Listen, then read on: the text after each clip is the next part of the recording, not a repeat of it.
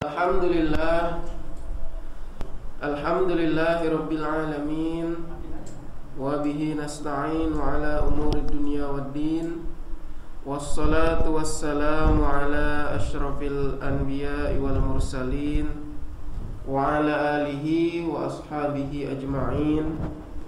Amma ba'du. Gimana kabarnya jemaah?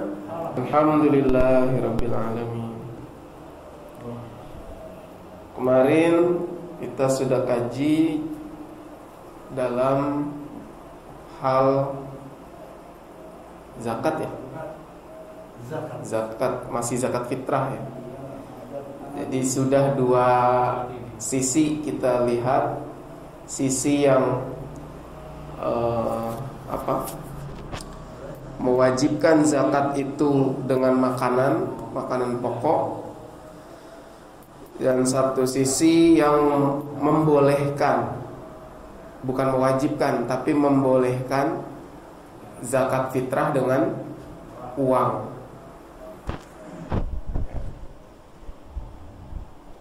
Lalu bagaimana kesimpulannya? Boleh, silahkan. Selagi masih bisa bayar daripada nggak bayar.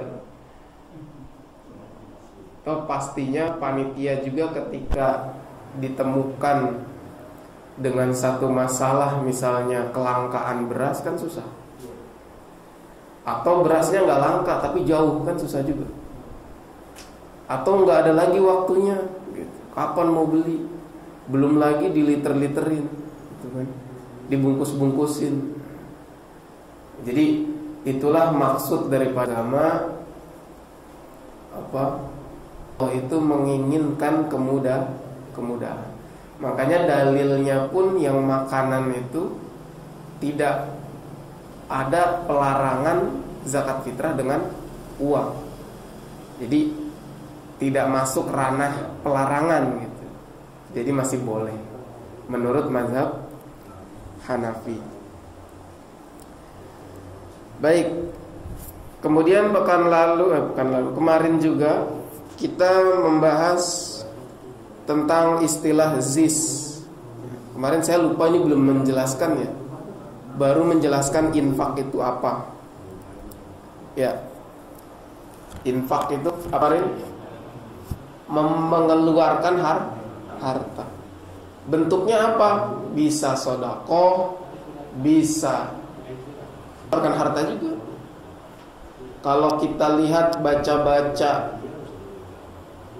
kitab-kitab ulama dulu membahas tentang perekonomian negara, itu disebutnya infak juga. Pembelanjaan harta, belanja dan pendapatan dan belanja negara. Nah, belanja itu disebutnya infak. Jadi jangan terlalu melihat bahwa kalimat infak itu sesuatu yang syariah banget. Enggak, itu bahasa Arab saja secara umum. Bahkan orang musyrik pun itu mereka menginfakkan hartanya untuk mencegah orang-orang muslim dari jalan Allah. Itu ada di dalam ayat Al-Quran.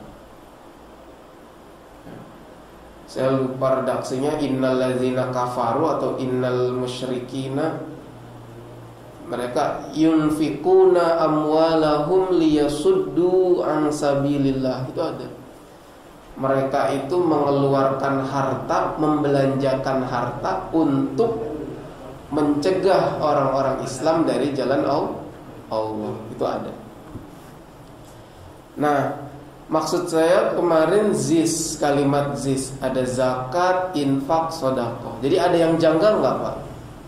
Ketika zakat disandingkan dengan infak dan disandingkan dengan sedekah. Nah, yang infak ini, iya. Jadi infaknya sebenarnya nggak usah, karena dia nggak selevel, dia di atas, paling atas. Jadi kalau mau infak udah gitu aja, nggak usah ada zakat, sedekah. Karena infak itu mencakup semua.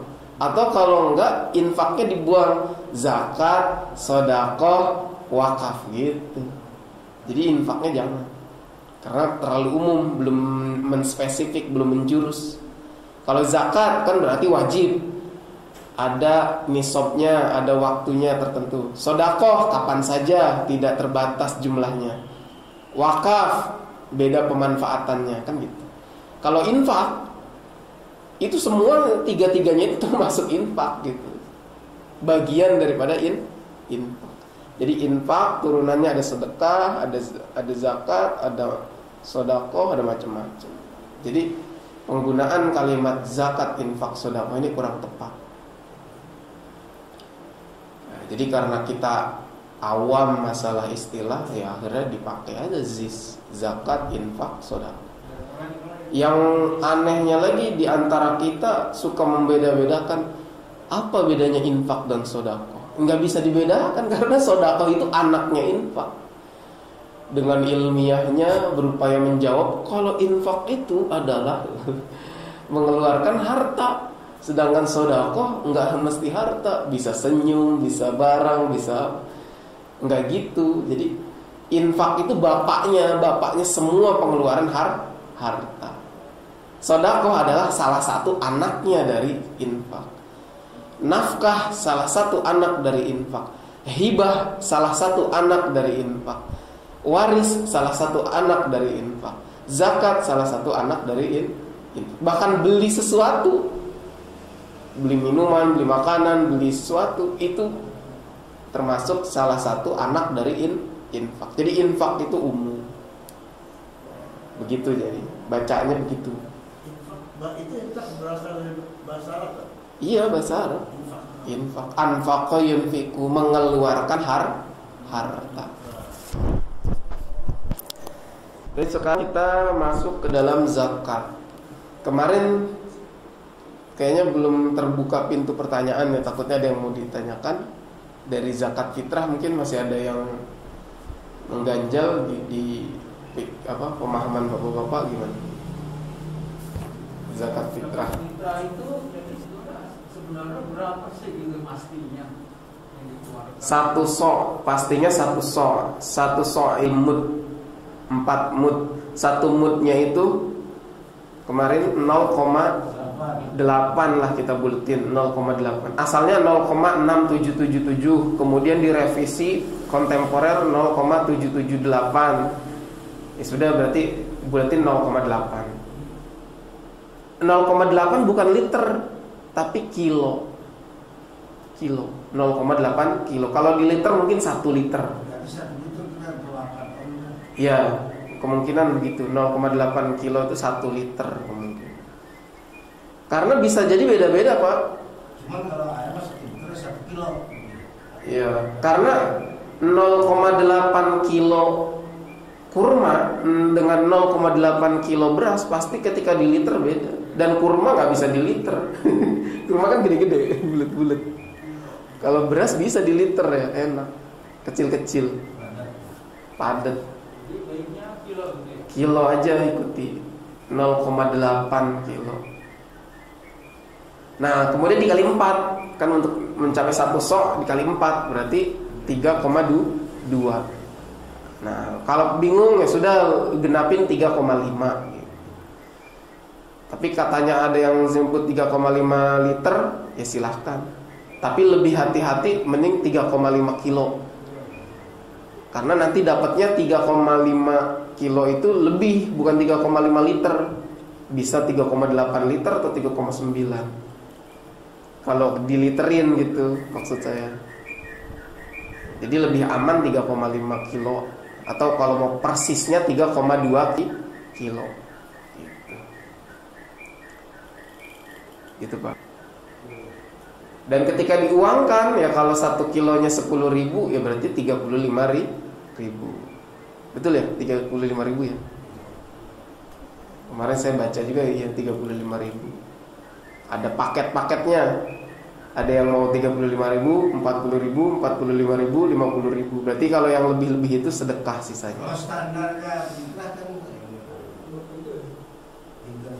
kan cuman menurut itu kalau 30.000 kan yang 10.000 sekitar. Iya. Tapi kadang-kadang tergantung orang mati makan juga penggunaannya yang berapa. Iya. Kadang-kadang 50.000 juga iya. 45.000. Iya. Saya makan nasi atau sekian ini sama dia. Bukan dia pribadi yang tahu. Iya, nggak apa-apa. Mau dilebihin loh, nggak apa-apa. Itu standar minimalnya saya. Ya standar ya, 25.000. Iya. Haji tadi. Masalah tadi masalah infak. Ketika itu kan tidak boleh harus membayar sendiri. Kalau cuma harus membayar sendiri, namun tidak boleh dibayarin gitu kan? Iya. Boleh dibayar. Seperti anak, istri itu dibayar. Anak itu kan Satu keluarga. Berarti kan orang tua kan udah punya anak, ya anak dia udah punya keluarga. Iya. Kan? Mama dia ada salah satu anak yang tidak mampu gitu, apakah boleh bisa? Boleh. Boleh. Ya. Ketika ada yang nggak mampu dibayarin orang lain boleh. Sah zakat fitrahnya. Apalagi kalau nggak mampu kan berarti nggak wajib berarti sebenarnya. Tapi kewajibannya jatuh kepada orang yang menanggungnya. Misalnya istri nggak mampu, kan istri ditanggung oleh suami nafkahnya, maka suami wajib membayarkan zakatnya. Atau misalnya orang tua udah nggak mampu, nggak ada penghasilan, dibayarin anaknya boleh. Boleh dizakati fitrah oleh anak. Mama sekarang yang kerja istrinya, suaminya. Ya berarti istrinya nggak apa-apa bayarin suami. Nggak apa-apa. Dizakati. Tapi bukan dalam rangka dia menerima zakat, bukan. Tapi dizakati. Kenapa? Karena dia terhitungnya masih mampu, meskipun istrinya yang kerja. Jadi dalam keluarga itu keluarga mampu gitu. Jadi istrinya yang membayarkan zakat. Bukan tujuan zakat untuk membersihkan. Iya kemarin tuhratan lisoim minal lagwi warrafas, mensucikan diri seorang yang berpuasa kemarin dari perkataan kotor, bohong, jorok, marah. Nah itu. Makanya kan kemarin bab-bab yang membatalkan puasa itu nggak ada, tapi itu mengotori puasa. Nah karena kotor puasa kita, masa kita Idul Fitri kotor puasanya, dibersihkanlah dengan zakat fitrah. Dan itu bukan kata kita, itu kata hadis Rasulullah. Hadisnya sahih Muslim dan Bukhari, muttafaqun alaih.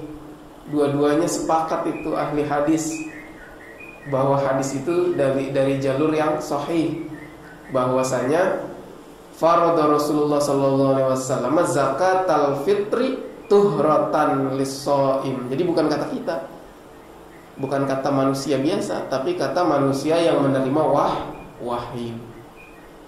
Dan satu sisi lain, tu'matan lil masakin, untuk makanan orang-orang miskin. Dikhawatirkan di hari Lebaran ada yang nggak punya makanan, itu makanya kita membagi-bagi. Itulah zakat fitrah punya dua sisi. Zakat fitrah punya dua sisi. Makanya disebut zakat fitrah karena suci. Ada juga disebut zakat fitri. Jadi sebutannya dua, bisa zakat fitrah, bisa zakat fitri. Kalau fitri apa? Fitrun artinya berbuka, tidak puasa lagi. Jadi satu sisi suci, satu sisi berbuka gitu, sudah nggak puasa lagi. Makanya satu sisi mensucikan orang yang puasa, satu sisi sebagai makanan untuk orang berbuka di pagi hari Lebaran itu. Gitu. Untuk menandakan sudah tidak ada lagi puasa gitu. Berarti kalau zakat fitrah di bulan-bulan di luar puasa boleh juga nggak di bulan puasa? Nah iya ini kapan waktunya zakat fitrah? Kemarin belum kita bahas ya.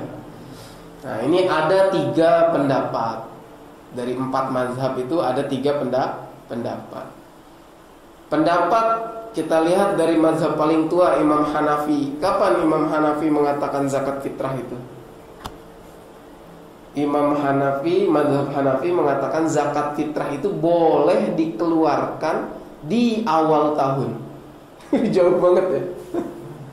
Jadi bahkan sebelum Ramadan boleh mengeluarkan zakat fitrah. Tapi kita lihat keutamaannya, kalau jauh-jauh banget kayaknya gimana ya, puasanya aja belum gitu. Kita ngomong marah-marahnya, kita ngomong bohongnya aja belum, tapi udah bayar zakat fitrah. Itu mazhab Hanafi. Mazhab kedua mazhab Maliki mengatakan 1 atau 2 hari sebelum hari raya. Dan ini ada hadisnya.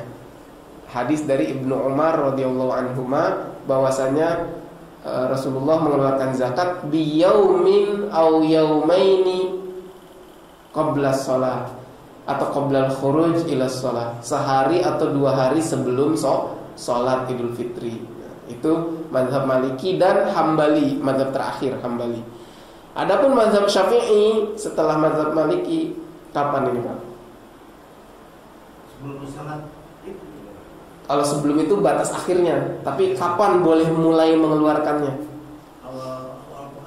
Awal puasa, awal Ramadan. Sama secara logika puasanya juga belum, tapi udah mengeluarkan zakat fitrah. Maka yang lebih afdol sebenarnya kalau kita timbang-timbang pendapat-pendapat ini, dan ini tidak ada batasan. Tidak sampai seperti pendapat yang harus kita ambil karena salah satunya benar dan 3-nya pasti salah, enggak ya. Karena tidak ada larangan.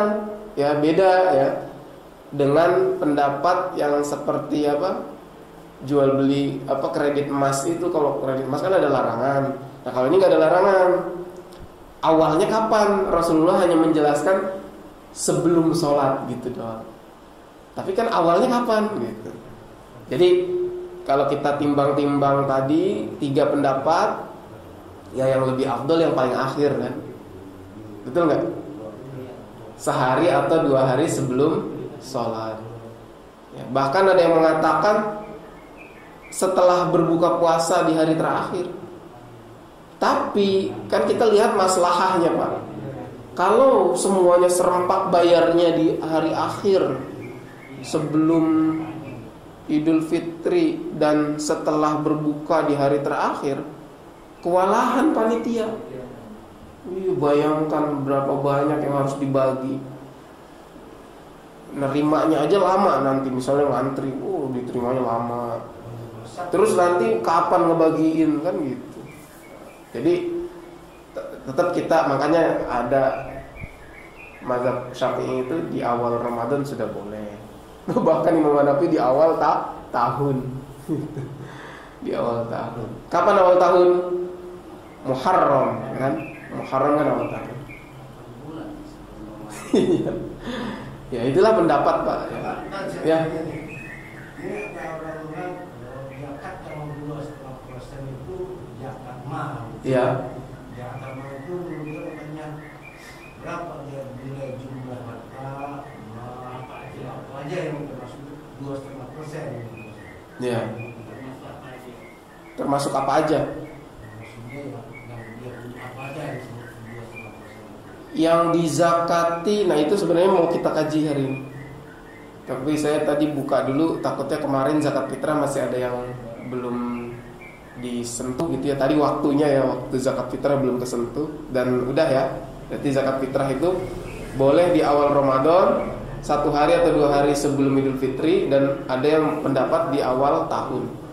Nah, kalau zakat mal,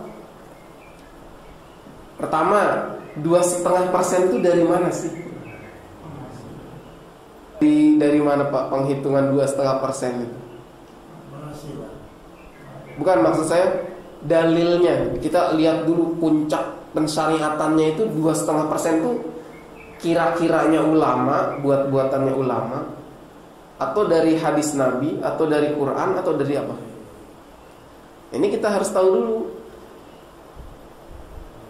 Dari mana, Pak, 2,5%? Dari fikih. Kemudian hadis Nabi. Ada dari Quran. Angka 2,5% dari hadis. Tapi hadisnya nggak berbentuk 2,5%, Pak. Bentuknya itu, nah ini dia uniknya nih ya. Uniknya hadisnya nih.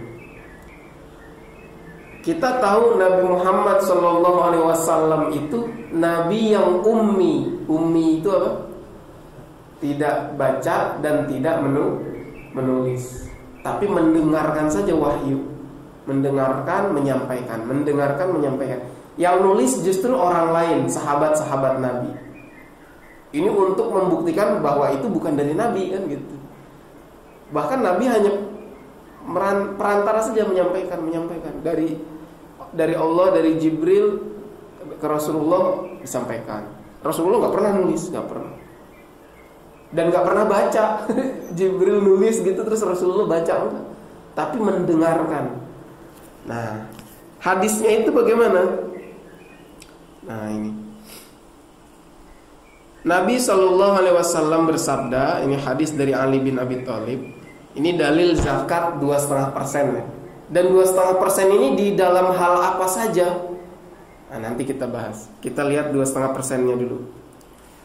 Iza kanat laka mi'ata dirham wa hala 'alaiha al-haul fa fiha khamsatu darahim.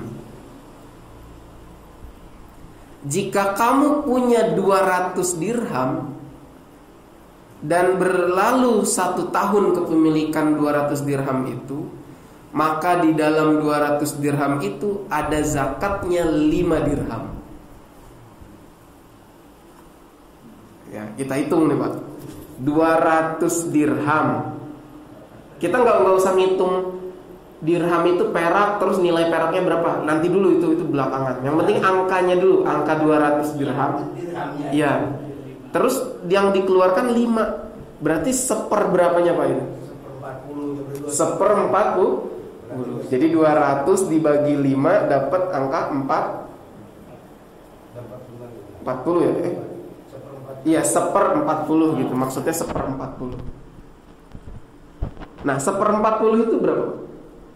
Berarti 1 dibagi 40. 1 dibagi 40 bisa nggak? Nggak bisa, tambahin nolnya. Berarti dikasih 0, 10 bagi 40 bisa nggak? Bisa, 0,25. Belum bisa dulu. Tambahin 0 dulu 1. Tambahin 0 dulu 1 lagi jadi 100. Tambahin 0 di atasnya pembagian itu. Jadi 0,0. Belum ya, ditambahin 0 tadi baru koma dulu ya, baru koma.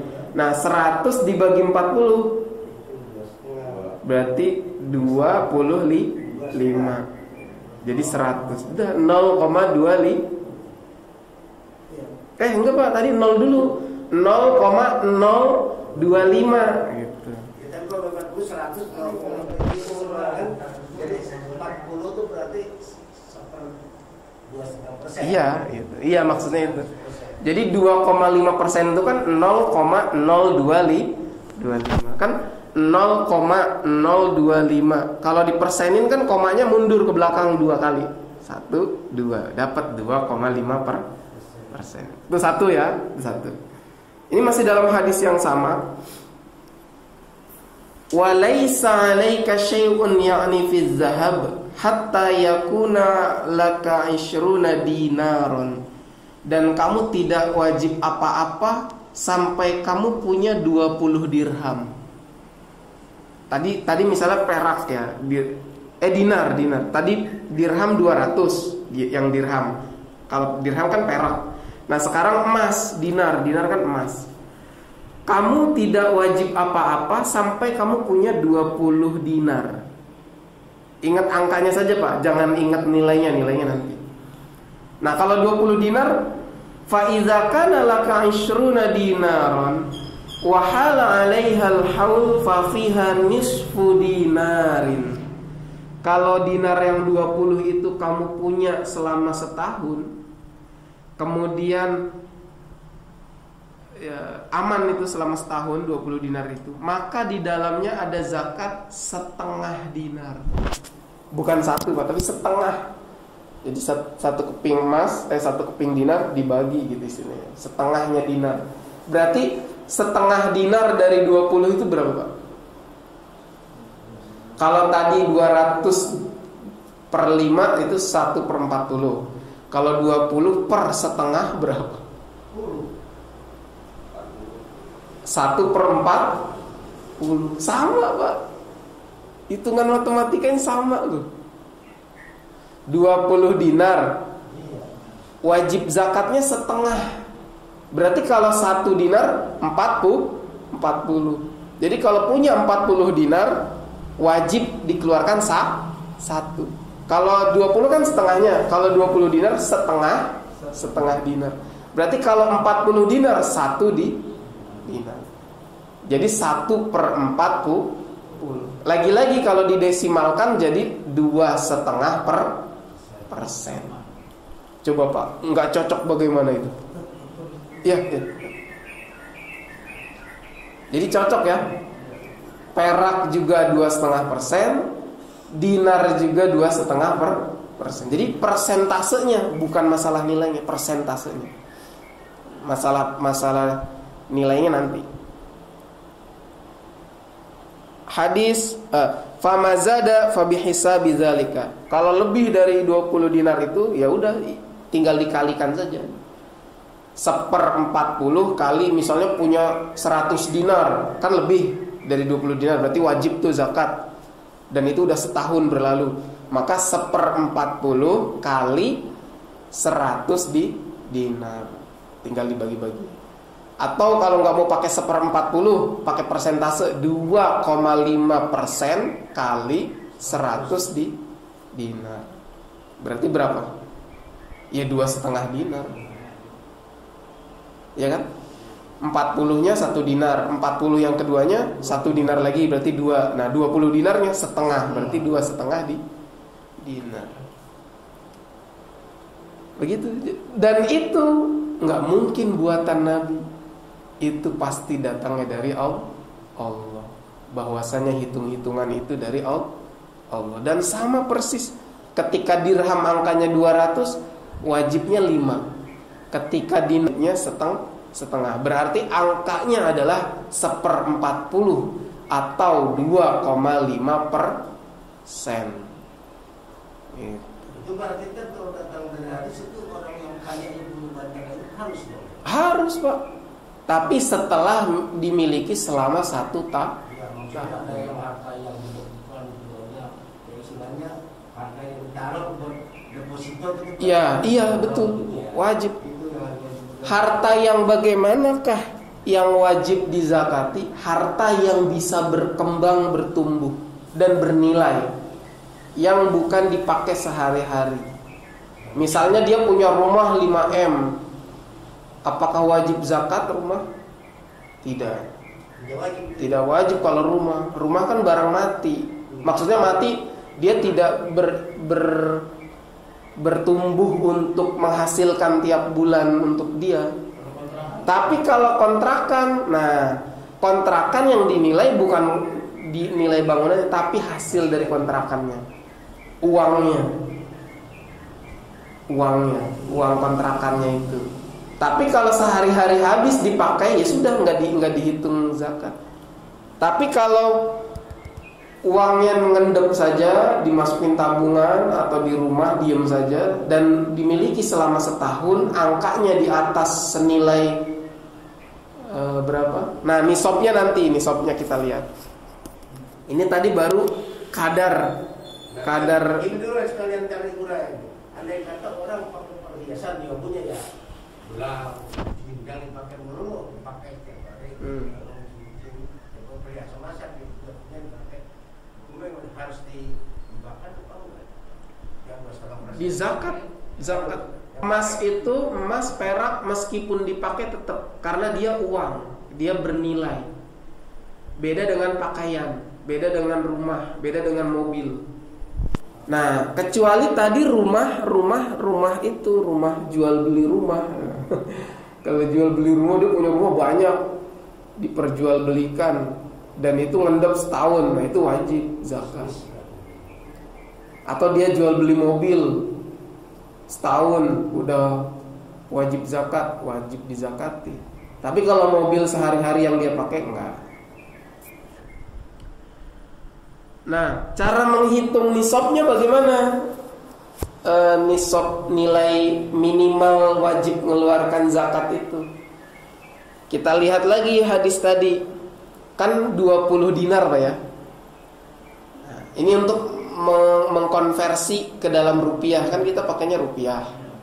Atau barang-barang perdagangan, zakat perdagangan kan kita macam-macam, jualan teh, jualan gula, jualan garam. Ini kalau dirupiahkan berapa dan zakatnya berapa? Kan nggak mungkin kita ngitung teh 20 bungkus dizakatinya setengah bungkus, kan nggak gitu.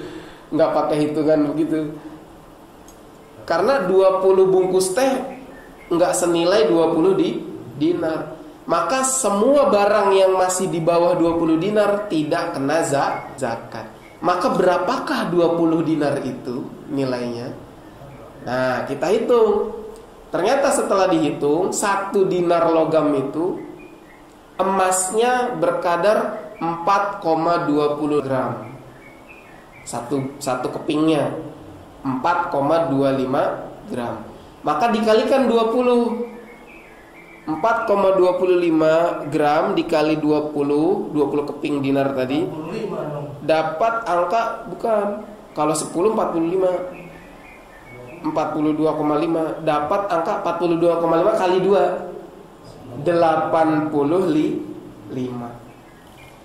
Jadi semua, nah ini emas jadi tolak ukur, Pak. Makanya ini keliru nanti yang orang mengatakan emas itu udah bukan bernilai uang, emas itu udah jadi perhiasan. Enggak, tetap emas itu emas, nggak bisa kita apa-apakan. Itu udah hadis Nabi dan itu udah dari Allah. Itu bukan invest ya. Iya, emas itu emas, nggak bisa. Meskipun dia udah berupa perhiasan, kita nggak bisa bilang itu benda perniagaan semata, tapi dia emas. Nah, tadi 4,25 kali 20 dapat berapa? 85 gram. Udah tinggal dikonversikan, 85 gram itu senilai berapa rupiah? Misalnya 1 juta 1 gramnya, misalnya ya, biar gampang aja. Berarti berapa, Pak? 85 juta. Maka kalau barang-barang di warung kita nggak sampai nilainya 85 juta, nggak wajib zakat. Nggak wajib. Tapi kalau di warung kita ada nilainya itu tadi di total, garam, gula, teh, Indomie, apalagi macam-macam itu minuman-minuman totalnya lebih, misalnya dapat 100 juta atau 200 juta, maka udah wajib zakat. Dan itu setelah dimiliki atau berputar perdagangan selama 1 tahun. Kalau belum 1 tahun, apakah wajib zakat? Belum, nanti nunggu setahun. Dan biasanya ngitung setahunnya biar gampang, pakai hijriyah dan pakai bulan Ramadan. Biasanya orang ngeluarin zakat kan di bulan Ramadan. Kalau ngeluarin zakat mal di selain bulan Ramadan boleh nggak? Boleh, yang penting selama setahun. Tapi untuk mempermudah di bulan Ramadan. Ya, bagaimana? Kalau tadi kan yang rumah dikontrakin itu wajib dizakatin. Hasilnya, uang. Oh, hasilnya. Iya, hasilnya. Kalau bangunannya enggak. Oh. Karena yang hasilnya yang dia ambil dizakati. Iya, bukan rumahnya. Iya. Tapi kalau jual beli rumah, nah itu baru Rumahnya. iya, bukan rumahnya, maksudnya dinilai dulu. Nilai rumahnya. Iya, dinilai. Misalnya dia bos perumahan, punya perumahan 10 hektar. Itu pasti lebih dari nilai 85 gram kan? Lebih dari 85 gram emas. Misalnya itu nilainya 2 miliar. Tapi kalau ngendap setahun. Ini kok perumahan saya nggak laku-laku nih setahun. Wajib zakat nggak? Wajib. Karena itu kan harta dia mengendap. Cuma bentuknya bukan dalam bentuk uang, tapi dalam bentuk rumah yang dijual belikan. Bukan, anggap aja itu warung kamu gitu. Warung sembako. Cuma barangnya bukan gula, bukan teh, tapi barangnya rumah. Nah itu wajib. Jadi dihitung nilainya. Kalau nilainya 2 miliar ya udah dikali 2 miliar kali 2,5% berapa? Termasuk tanahnya. Tanah. Iya, semua. Tanahnya bukan rumah tapi tanah. Semua tanah dan bangunan. Yang menghasilkan uang. Ya, yang barang-barang urudut tijarah, barang-barang yang diperjualbelikan. Kalau nggak diperjualbelikan tapi disewakan kayak kontrakan, hasilnya, hasil dari kontrakan. Kalau belum sampai 1 tahun, dalam setahun dia Kejual rumahnya. belum sampai setahun lagi dia mendapat jual. Harusnya bukan besar tapi 2 kali ke sedekah walaupun bisa dia lebih banyak. Gimana? Nah, kalau belum setahun udah kejual, nah ini ada dua kondisi. Kalau hasil penjualannya masih dipegang, ya kan cuma berubah bentuk dari rumah jadi uang. Tapi uang dia pegang tuh tetap kehitung selama setahun. Cuma bentuknya udah berupa uang, maka wajib zakat. Kan bedanya cuma udah berubah bentuk aja. Sama dengan barang perdagangan warung sembako. Warung sembako nih, tadinya ada barang-barang senilai 100 juta, kejual sebelum setahun, kejual separuh warung gitu, sebanyak 50 jutanya kejual. Dan uang 50 jutanya kepegang, dimasukin tabungan. Ya tetap dihitung kan, karena masih dipegang sama dia, meskipun dalam bentuk tabungan atau deposito di bank. Makanya dihitungnya di total. Barang yang ada di warung yang masih berupa barang berapa, yang sudah jadi uang di tabungan deposito berapa. Begitu juga tadi rumah-rumah yang udah kejual, yang masih bentuk rumah berapa, yang sudah jadi uang berapa. Tapi beda lagi kalau uang yang tadi sebelum setahun udah kejual rumahnya. Ini kondisi kedua nih, kondisi kedua. Tadi kondisi pertama. Kondisi kedua, uangnya sebelum setahun dibelanjakan untuk biaya pendidikan anak misalnya. Kan habis, udah gak kita pegang sebelum setahun. Dan ternyata sisa rumah yang belum kejual gak nyampe 85 gram emas misalnya ini ya. Misalnya tinggal satu rumah dan rumahnya ternyata cuma bernilai 50 juta misalnya ya. Tapi kayaknya gak ada rumah cuma 50 juta. Ini contoh aja. Berarti wajib zakat gak? Enggak wajib. Karena uang yang sudah diterima dari penjualan rumah dibelanjakan untuk biaya pendidikan. Atau bahkan bukan biaya pendidikan. Misalnya apa? Beli mobil. Beli mobil buat pribadi, bukan buat jual beli mobil. Saya alhamdulillah dapat jual rumah sebelum setahun dan saya ingin beli mobil. Misalnya Alphard gitu ya, yang harganya miliaran. Wajib zakat nggak? Ayo, wajib zakat nggak? Kayaknya wajib zakat itu nilainya uang di situ. Yang mengendap 1 tahun berfatali maksudnya 1 tahun mengendap di tangan dia. Ya kan tadinya uang tadinya. Iya. Dan ini belum setahun belum setahun kan tadi Bapak bilang belum setahun. Iya. Udah kejual rumahnya. Tapi uangnya ini nggak diendapin sampai setahun, buru-buru dibeliin mobil Alphard, kebeli itu. Tapi Alphardnya nanti ikut sama kita sampai kayak udah mau setahun, masuk setahun bareng sama perumahan tadi. Nah wajib zakat nggak itu Pak? Kebutuhan jadi nggak wajib. Nggak wajib. Udah bukan barang bisnis lagi, udah bukan urudut tijarah. Loh, kalau gitu bisa akal-akalan dong. Bukan akal-akalannya Pak, bukan masalah akal-akalan. Itulah zakat yang wajib atau tidaknya ketika dia mengendap. Ketika sudah dibelanjakan, maka kita lihat tadi rumusnya. Zakat ini anaknya siapa? Anaknya sedekah. Sedekah anaknya siapa? Anaknya infak. Ketika kita sudah berinfak, kan kita sudah membelanjakan harta kita. Kita belikan mobil.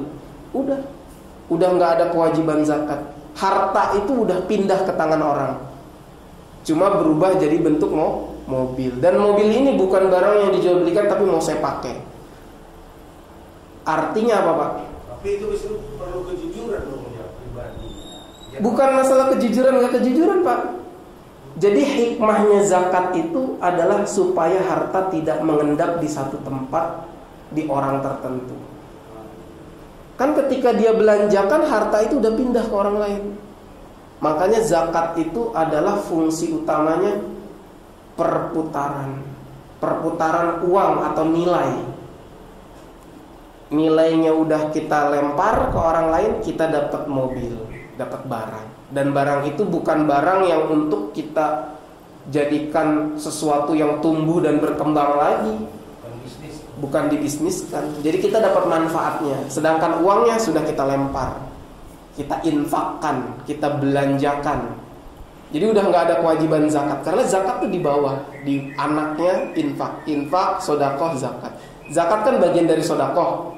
Khudz min amwalihim sodakoh. Pembenaran dari iman kita kepada Allah, kita wajib zakat. Kan gitu.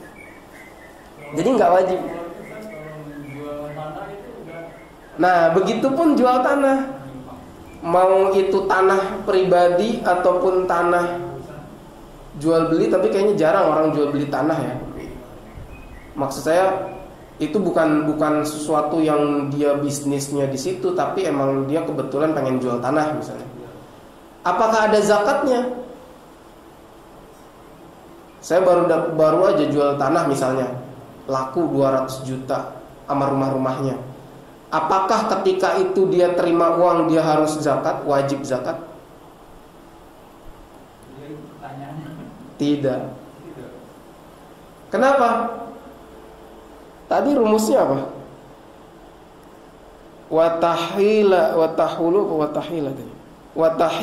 alaikal haul wa hala alaihal haul. Sudah berlaku selama setahun. Kan kita baru ngejual, baru nerima duit, belum ada setahun, sehari aja belum, baru nerima. Apakah wajib ini uang ini kita zakati? Enggak wajib. Tapi kalau mau sedekah silahkan. Jadi enggak wajib zakat. Bebas, kalau sedekah bebas. Sedekah kan bapaknya zakat. Bedanya zakat ini lebih terperinci wajib. Kalau sedekah kapan saja, berapa saja, kepada siapa saja silahkan. Enggak terbatas, enggak tertentu. Nah, inilah yang sekarang ini bergeser ilmu ini. Yang saya sampaikan kemarin, ada semacam pergeseran ilmu. Kok bisa orang mengatakan orang baru jual rumah terus wajib zakat? Itu ilmu dari mana? Enggak ada. Coba Bapak cari dah pendapat-pendapat ulama-ulama terdahulu, enggak ada. Ulama yang sekarang pun yang masih memegang pendapat ulama-ulama yang salafus soleh, insya Allah nggak ada. Bapak baru jual mobil 250 atau 150, nggak wajib zakat, Pak. Kalau mau sedekah silakan, tapi zakat enggak wajib. Kecuali Bapak tabungin uang dari penjualan mobil, didepositokan ke bank, terus mengendap di bank selama setahun, maka wajib zakat. Tapi kalau masih berupa mobil, meskipun ngendap di garasi mobil selama setahun, 2 tahun, 3 tahun, enggak wajib zakat. Karena dia mobil itu enggak bertumbuh, enggak menghasilkan apa-apa. Tapi ketika sudah berubah jadi uang, kan udah bisa menghasilkan tuh uang. Uang ini kan menduduki kedudukannya emas dan perak, ya, dengan apa pensahannya dari negara. Maka dia wajib zakat. Tapi ingat rumusnya tadi, wahala alaihal haul. Kalau sudah setahun. Kalau baru kemarin jual mobil, jangan, nggak wajib zakat. Kita nggak boleh zolim dari dua sisi. Nggak boleh menzolimi diri sendiri, nggak boleh menzolimi orang lain. Kalau kita memaksakan wajib zakat baru jual mobil, itu zolim untuk diri sendiri. Nggak betul, nggak bagus, nggak boleh. Tapi kalau kita yakininya sunnah, sedekah ya silahkan. Tapi kalau wajib zakat enggak. Gitu. Kalau tabungan wajib zakat. Wajib setelah tabungan itu setahun. Kalau tabungan haji gimana? Kan bertahun-tahun. Misalkan untuk 4 orang, kita punya anak, istri, anak 3 ya, kalian 4 ya. Itu kan lebih dari 100 juta ya. Iya. Dan biasanya tuh puluhan tahun tuh. Nah, itu wajib zakat ya kalau yang. Setahu saya wajib. Karena bentuknya kan uang. Nah itu kan biasanya kalau di sekarang kan disimpan di bank oleh pengelola haji. Iya.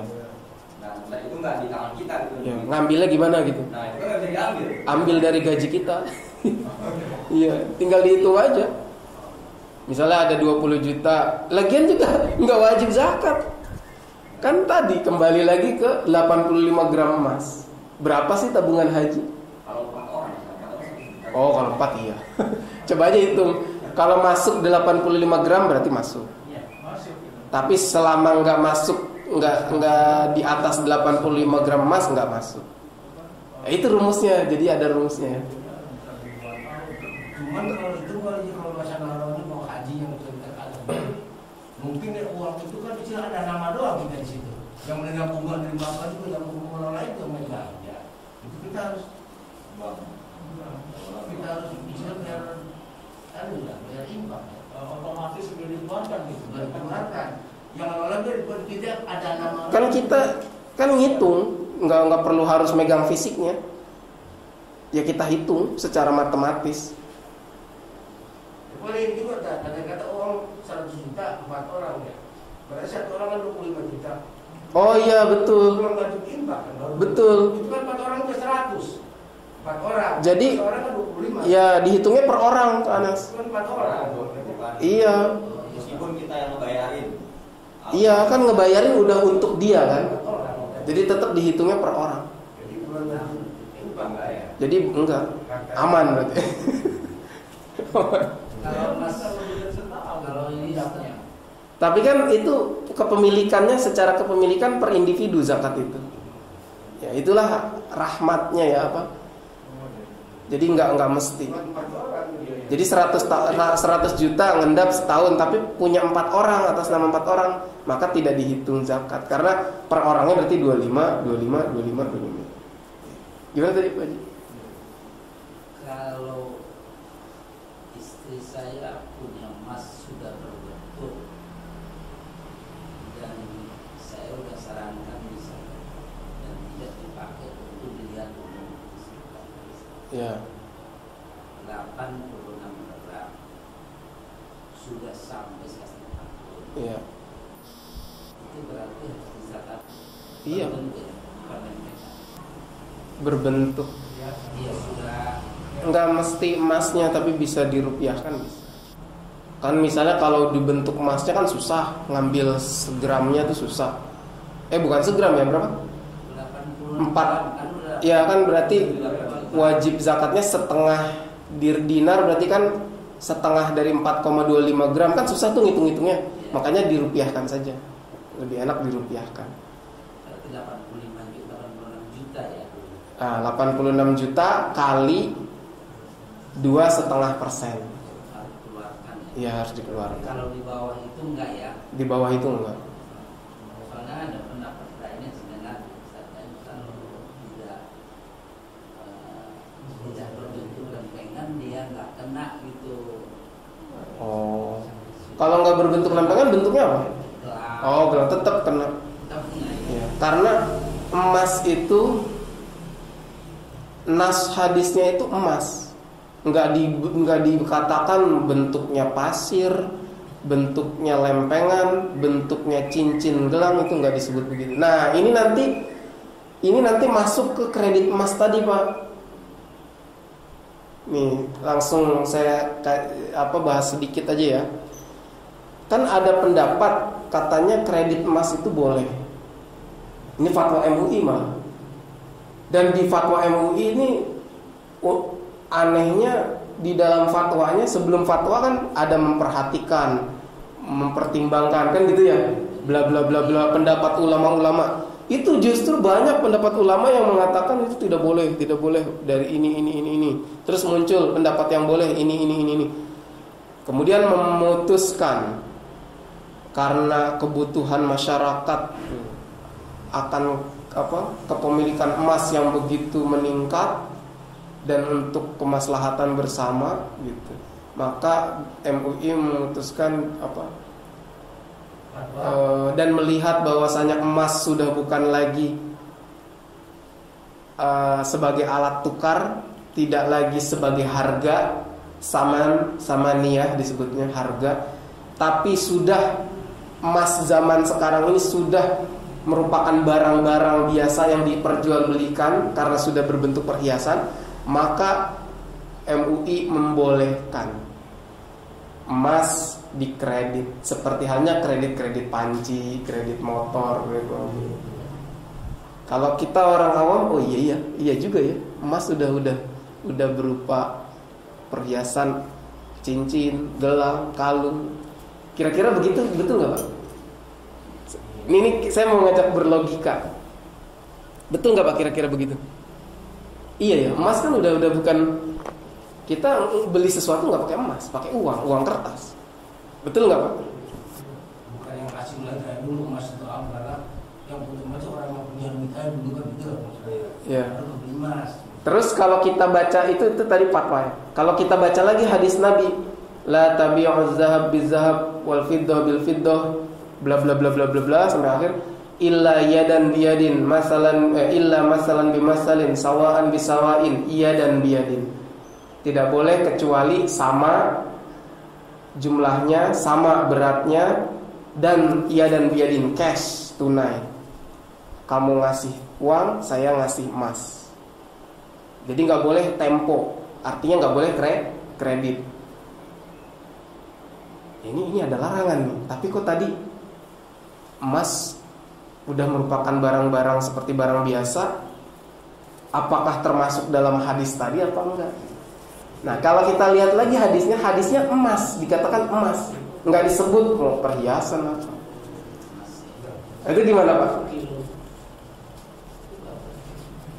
Jadi boleh kredit emas? Coba setahu Bapak selama ini kredit emas boleh nggak Pak? Sepengetahuan Bapak? Hah? Nah iya itu makanya diperbankan. Iya itu masalahnya. Kalau yang ngerti, ada bank syariah yang ngerti, itu dijalaninya dalam bentuk bukan kredit tapi tabungan. Jadi emasnya belum dia pegang, dia nabung dulu, nabung. Nanti sudah dapat angkanya dan dilihat harga emas saat itu, bukan saat di awal pertama kali nyetor tabungan pembuka, bukan. Nanti kalau uang udah terkumpul banyak baru dilihat. Misalnya udah terkumpul 2 juta. Nah, kalau 2 juta dapat berapa gram nih? Gitu. Baru ditransaksikan. Itu berarti sejenis syariah itu ya. Iya. Dulu baru dapat emas. Iya, itu yang benar. Jadi bukan kalau kredit kan ini kan. Iya. Emas dulu dapat baru kita bayar cicil. Iya, itu yang nggak boleh masuk dalam khitab hadis tadi. Tidak boleh beli emas kecuali iadan biyadin. Iadan yang membayarkan cash, yang menyerahkan emas cash. Nggak boleh terselisih waktu. Kalau bank syariah itu biasanya ditalami dulu. Ya itu yang nggak boleh. Emas itu nggak boleh ngutang. Nggak boleh orang beli emas ngutang. Emas itu barang berharga, makanya Bapak tahu emas itu kan logam mulia ya. Sejak kapan disebut mulia?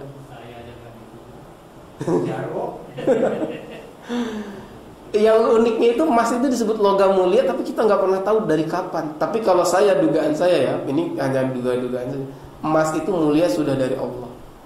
Kemudian entah dari siapa lewat kelisan manusia jadi logam mulia. Kenapa bukan intan atau permata, berlian yang disebut logam mulia, tapi emas? Apakah mungkin ada kaitannya dengan dulu ketika Nabi Adam diusir dari surga? Kemudian seluruh makhluk ciptaan Allah itu sedih kecuali emas. Ya, dalam ceramahnya Gus Baha itu kan ada kecuali emas. Emas ditanya oleh Allah, wahai emas, kenapa kamu nggak sedih seperti yang lain ketika Adam alaihissalam itu diturunkan? Apa jawaban emas? Karena itu melanggar syariatmu, melanggar laranganmu, ya, maka tidak ada alasan untuk saya bersedih. Ya, jadi emas itu mengedepankan apa? Hak, gitu. Yang hak itu hak, yang batil itu batil. Maka setelah itu Allah angkat derajat emas itu menjadi derajat yang mulia. Entah itu ada kaitannya apa enggak ya. Ini saya hanya opini. Dan sampai sekarang emas itu, tadi kan dikatakan emas sudah bukan lagi alat tukar, betul nggak? Kalau emas sudah bukan lagi alat tukar, atau bahasa lainnya emas sudah bukan barang berharga. Bapak punya kalung emas, terus patah atau rusak, mau Bapak buang gitu aja? Atau contoh, Bapak punya baju sobek, buang, mau nggak? Masih mau ya kalau buang baju. Atau dijadiin alat kesetan. Atau komputer komputer kan mahal. Monitor udah rusak, kan biasanya dirongsokin, buang. Tapi emas, kan katanya udah perhiasan ya, cincin kah, apa gelang kah, apa kalung, patahnya banyak dah, berpatah-patah gitu. Udah aur-auran. Mau Bapak buang gitu aja? Jarang musokan gitu. Musokan masih dicari itu komputer ya benar. Masih dicari Kalau bahan yang emasnya. seperti punya toko emas gitu. Ya. Wajib zakat, wajib. Iya, apalagi udah emasnya kalaupun didiemin aja wajib, apalagi dijual beli, tetap wajib. Sama. Nah itu tadi saya bilang, emas itu tadi kalau rusak gitu atau kebakar, meleleh, udah jadi nggak bentuk bagus, mau Bapak buang gitu. Mau nggak?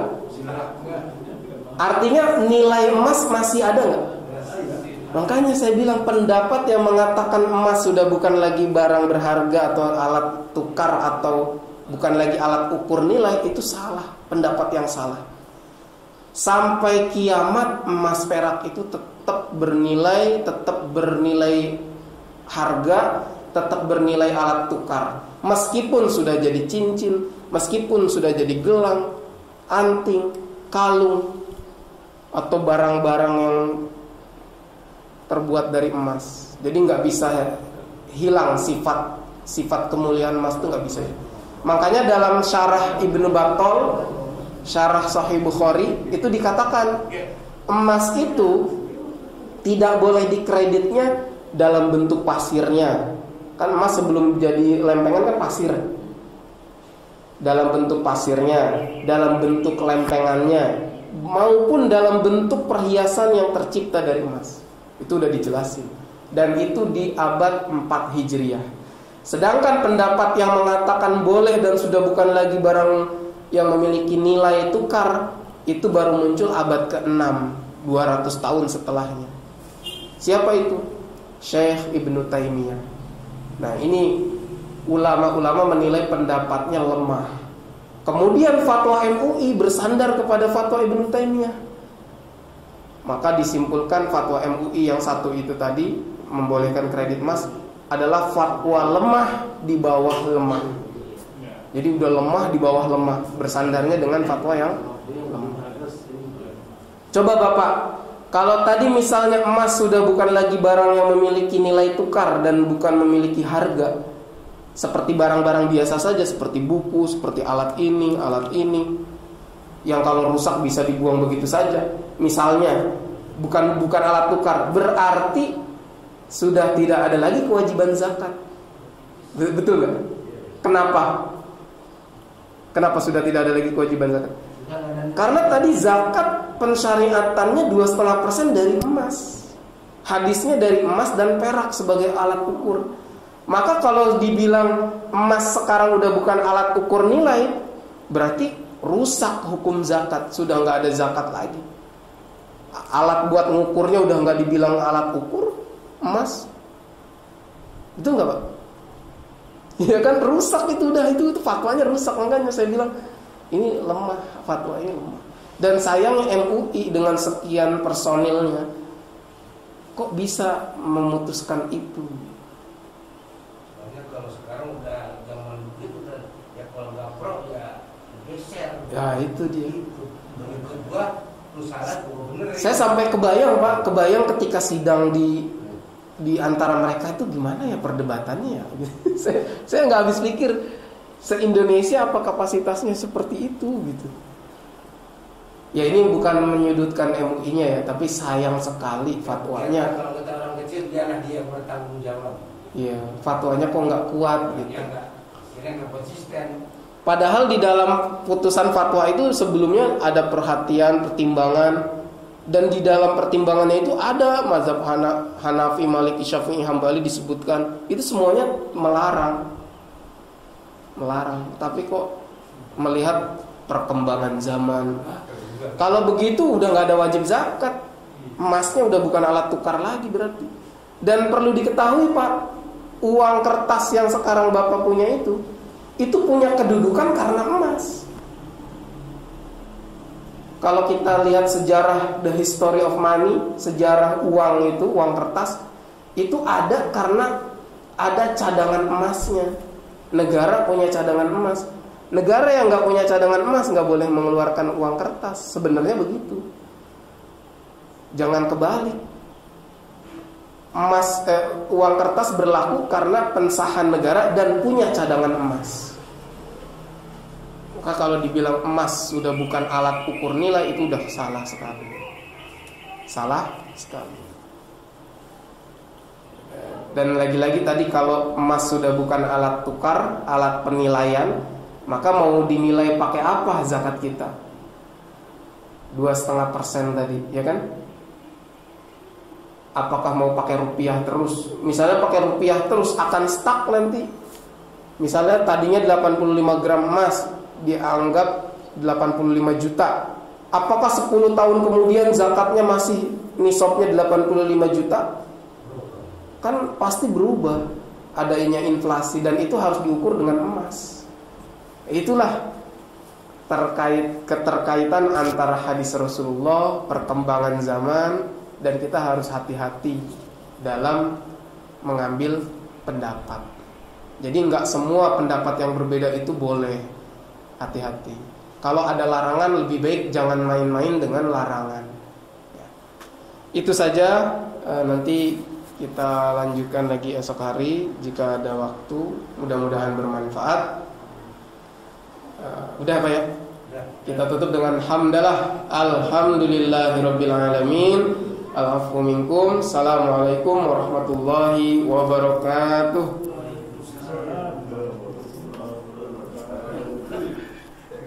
Sendiri, ya.